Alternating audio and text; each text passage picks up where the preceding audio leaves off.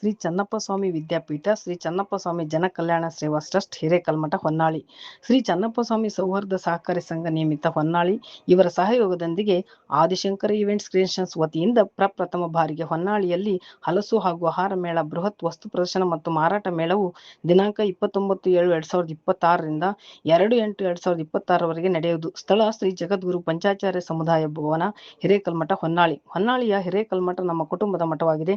ಸ್ವಾಮೀಜಿಯವರ ಆಶೀರ್ವಾದ ನಮಗೆ ಸಿಕ್ಕಿದೆ. ಗುರುಪೂರ್ಣಿಮೆ ದಿನದಂದು ಈ ಕಾರ್ಯಕ್ರಮ ಉದ್ಘಾಟನೆ ಮಾಡಿರುವುದು ಯಾವುದೋ ಜನ್ಮದ ಪುಣ್ಯ.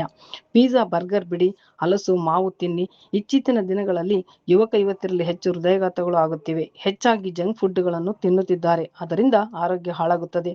ಋತುಮಾನಕ್ಕೆ ತಕ್ಕಂತೆ ಹಣ್ಣುಗಳನ್ನು ತಿನ್ನಿ, ಹೆಚ್ಚು ಹೆಚ್ಚು ತರಕಾರಿಗಳು ಬಳಸಿ ಆರೋಗ್ಯವನ್ನು ಕಾಪಾಡಿಕೊಳ್ಳಿ ಎಂದು ಕೆ.ಎಸ್. ಕಾಂತೇಶ್ ಈಶ್ವರಪ್ಪ ಕಾರ್ಯಕ್ರಮ ಉದ್ಘಾಟಿಸಿ ಮಾತನಾಡಿದರು. ಇವತ್ತಿನ ಆಹಾರ ಪದ್ಧತಿಗಳು ಬಹಳ ಸಮಸ್ಯೆಗಳಾಗಿವೆ. ಮಕ್ಕಳ ಕೈಯಲ್ಲಿ ಕರಿದ ಪದಾರ್ಥಗಳು ಕಾಣುತ್ತಿವೆ. ಮಕ್ಕಳ ಆರೋಗ್ಯ ಹದಗೆಡುತ್ತಿದೆ. ಮಕ್ಕಳಿಗೆ ಒಳ್ಳೆ ಆಹಾರವನ್ನು ಕೊಡಿ, ಅದರಿಂದ ಅವರ ಆರೋಗ್ಯ ಉತ್ತಮವಾಗಿರುತ್ತದೆ.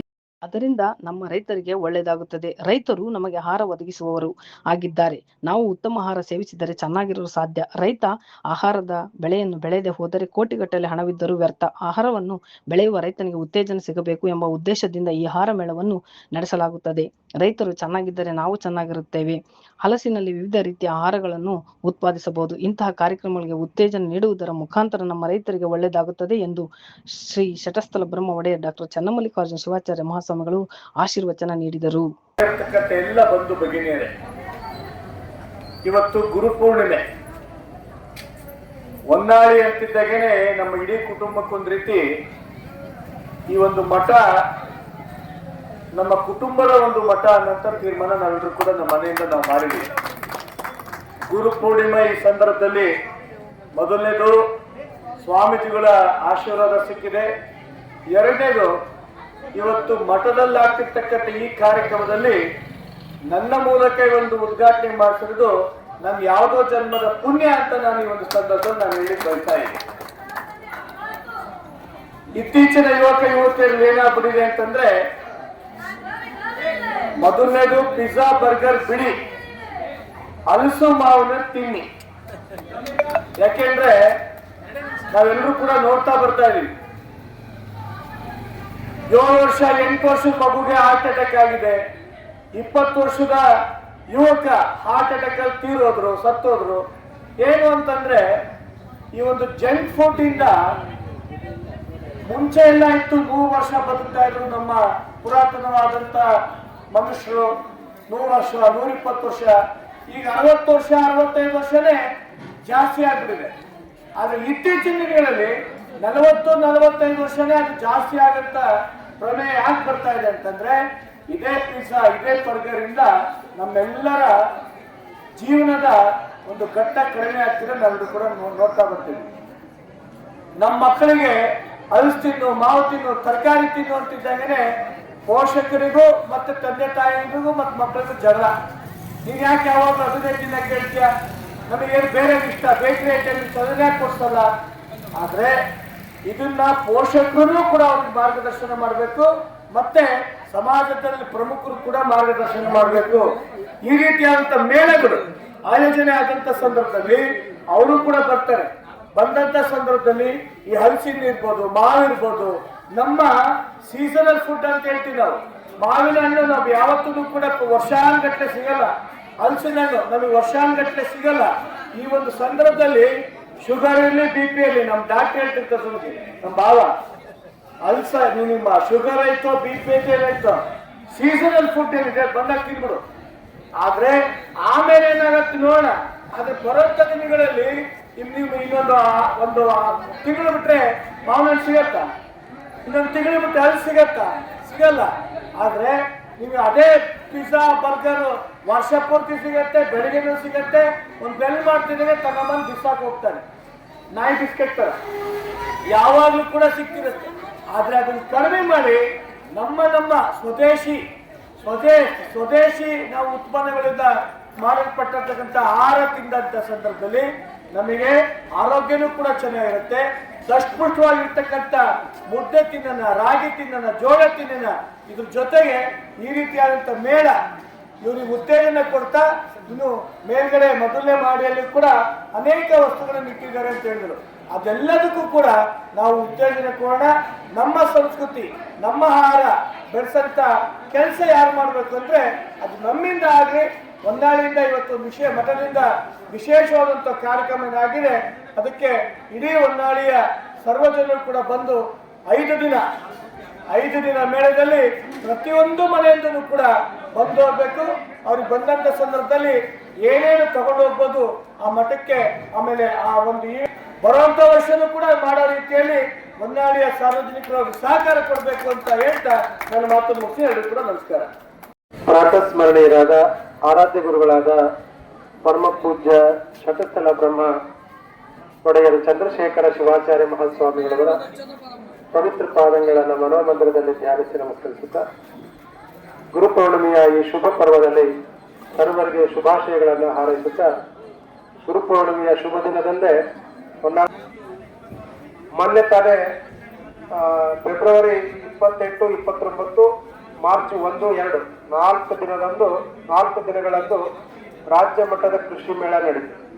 ಆ ಕೃಷಿ ಮೇಳದಲ್ಲಿ ತುಂಬಾ ಜನ ಭಾಗವಹಿಸಿದ್ರು. ಲಕ್ಷಾಂತರ ಜನರು ಆ ಕಾರ್ಯಕ್ರಮದಲ್ಲಿ ಪಾಲ್ಗೊಂಡ್ರು. ಆ ಸಂದರ್ಭದಲ್ಲಿ ಕೂಡ ರೈತೋತ್ಪಾದಿತ ವಸ್ತುಗಳೆಲ್ಲವೂ ಕೂಡ ಆ ಒಂದು ಕಾರ್ಯಕ್ರಮದಲ್ಲಿ ಪಾಲ್ಗೊಂಡು ಎಲ್ಲರಿಗೂ ಕೂಡ ಆ ಒಂದು ಕಾರ್ಯಕ್ರಮದಲ್ಲಿ ಪ್ರೋತ್ಸಾಹ ಸಿಕ್ಕಿದೆ. ಈ ಮೇಳ ಮಾಡುವಂತ ಉದ್ದೇಶ ನಮ್ಮ ಕಾಂತೇಶಣ್ಣ ಹೇಳಿದ್ರು, ಮತ್ತೆ ನಮ್ಮ ಉಮ್ಮಣ್ಣ ಮತ್ತು ನಮ್ಮ ರಮೇಶ್ ಅವರು ಹೇಳಿದ್ದಾರೆ. ಯಾವ ಆಹಾರ ನಮ್ಮ ಆರೋಗ್ಯಕ್ಕೆ ಉತ್ತಮ ಅನ್ನುವಂಥದ್ದು. ಆಹಾರದ ಜೊತೆಗೆ ಒಂದನ್ನು ನಾವು ಇವಾಗ ತಿಳ್ಕೊಳ್ಬೇಕಾಗಿದೆ. ಏನು ಅಂತ ಕೇಳಿದ್ರೆ, ಇವತ್ತು ಬೆಲೆ ಇಲ್ದನ, ಮಳೆ ಇಲ್ದನ ಕಂಗಾಲಾಗ್ತಿರುವಂತಹ ಇಂತಹ ಒಂದು ಸಂದರ್ಭದಲ್ಲಿ ನೋಡ್ರಿ, ಸ್ವಲ್ಪ ಮಳೆ ವ್ಯತ್ಯಾಸ ಆದ್ರೂ ಕೂಡ ಯಾವುದೇ ಸಮಸ್ಯೆ ಇರೋದಿಲ್ಲ ಈ ಹಲಸಿನ ಗಿಡಕ್ಕೆ.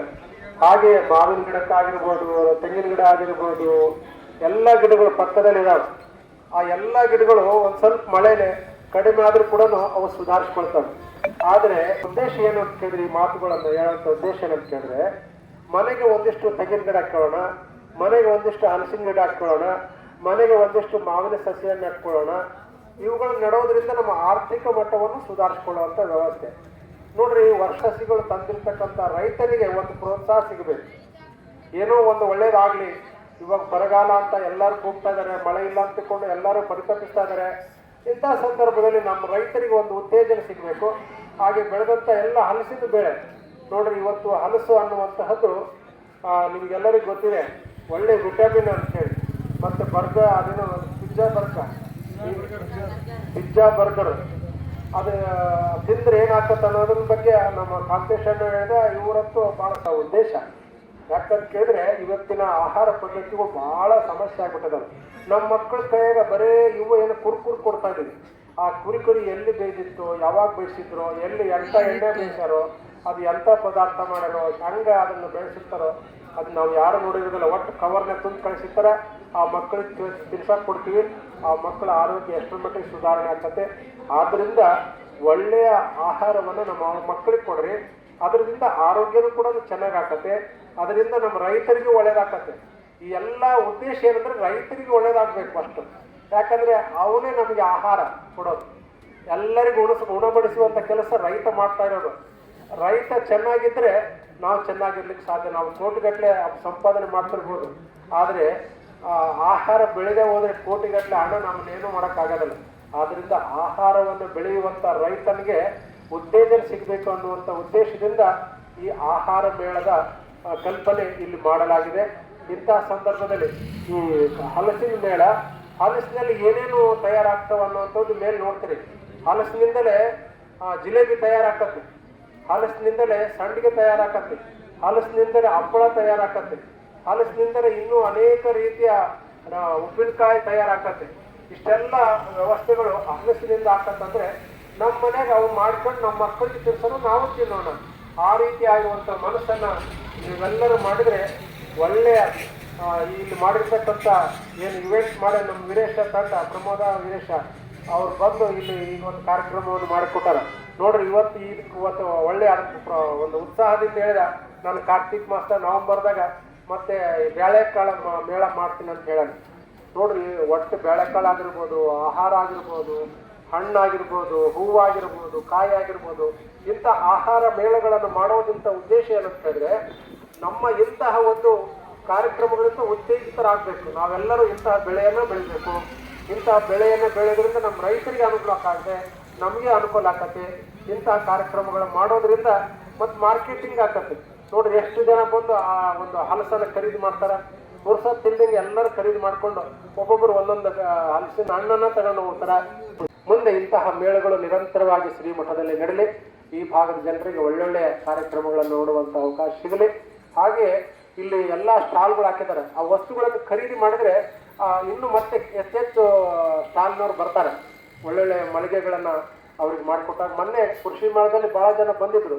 ಸುಮಾರು ಜನ ಒಳ್ಳೆ ಲಾಭ ಮಾಡ್ಕೊಂಡು ಹೋಗ್ಯಾರ. ಸುತ್ತಮುತ್ತಲ ತಾಲೂಕುಗಳ ಜನರು ಕೂಡ ಈ ಕಾರ್ಯಕ್ರಮಕ್ಕೆ ಬಂದು ಇಲ್ಲಿ ನಡೆದಿರುವಂಥ ಮೇಳದಲ್ಲಿ ಭಾಗವಹಿಸಿ ಪ್ರೋತ್ಸಾಹಿಸಿ ಈ ಕಾರ್ಯಕ್ರಮವನ್ನು ಯಶಸ್ವಿಗೊಳಿಸಿ. 2ನೇ ತಾರೀಕಿನವರೆಗೆ ಈ ಕಾರ್ಯಕ್ರಮ ನಡೀತಾ ಇದೆ. ಈ ಕಾರ್ಯಕ್ರಮ ಎಲ್ಲರಿಗಾಗಿ, ಎಲ್ಲರ ಹಿತಕ್ಕಾಗಿ, ಎಲ್ಲರ ಸುಖಕ್ಕಾಗಿ ಅನ್ನುವಂಥ ಮಾತನ್ನು ತಿಳಿಸಿ ಬಂದಂಥ ಅತಿಥಿಗಳಿಗೂ ನಿಮಗೆಲ್ಲರಿಗೂ ಶುಭವನ್ನು ಹಾರೈಸಿ ಮಾತಿಗೆ ವಿರಾಮವನ್ನು ಕೊಡ್ತಾ ಇದ್ದೀವಿ. ಓಂ ಶಾಂತಿ ಶಾಂತಿ ಶಾಂತಿ.